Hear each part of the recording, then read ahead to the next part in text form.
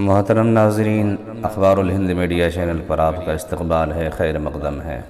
جمعیت علماء ہند کی طرف سے پریس ریلیز۔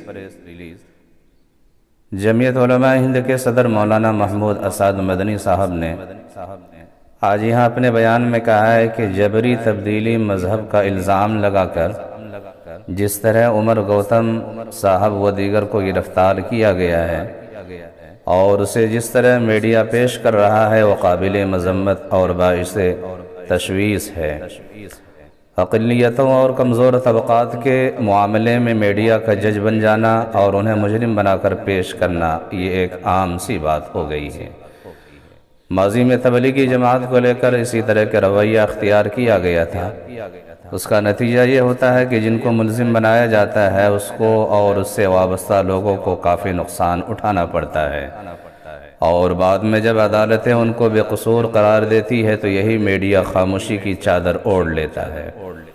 صدر جمعیت علماء ہند نے کہا ہے کہ ہر ایک کو اپنے موقف کے دفاع اور عدالت میں انصاف کے لیے اپنی طرف سے مضبوطی سے بات رکھنے کا بنیادی حق ہے، اس سے کسی کو محروم نہیں کر سکتا۔ اس لیے جمعیت علماء ہند نے عمر گوتم صاحب کے صاحبزادے عبداللہ عمر کی گزارش پر فیصلہ کیا ہے کہ ان کے مقدمات کی بھرپور پیروی کرے گی۔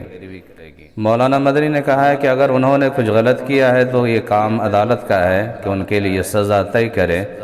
عدالت سے ہٹ کر عدالت بن جانا اور جرم ثابت ہونے سے قبل کسی کو مجرم بنا کر پیش کرنا یہ خطرناک روش ہے۔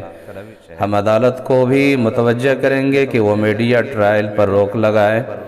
اس سے نہ صرف یہ کہ پوری دنیا میں بھارت کی چھوی خراب ہوتی ہے بلکہ ملک کے نظام اور سسٹم کا بھی مذاق بنتا ہے۔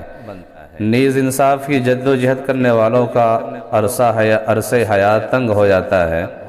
ایسی صورتحال کے مد نظر مولانا حکیم الدین قاسمی ناظم عمومی جمعیت علماء ہند نے لکھنؤ کا دورہ کیا جہاں عمر گوتم ریمانڈ پر ہے، اور وہاں ان کے اہل خانہ سے ملاقات کر کے ان کے دفاع کے بنیادی حق میں ساتھ دینے کا عزم ظاہر کیا ہے۔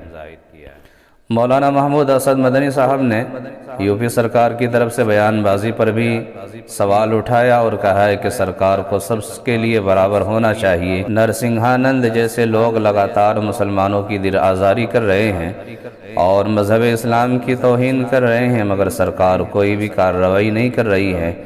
حالانکہ جمعیت علماء ہند نے اس کے خلاف وزیر اعلیٰ کو خط لکھا ہے، اس کے خلاف FIR درج کرائی ہے، لیکن اس کے بارے میں کوئی ایکشن لینے کے بجائے ایسے عناصر کی پشت پناہی ہو رہی ہے۔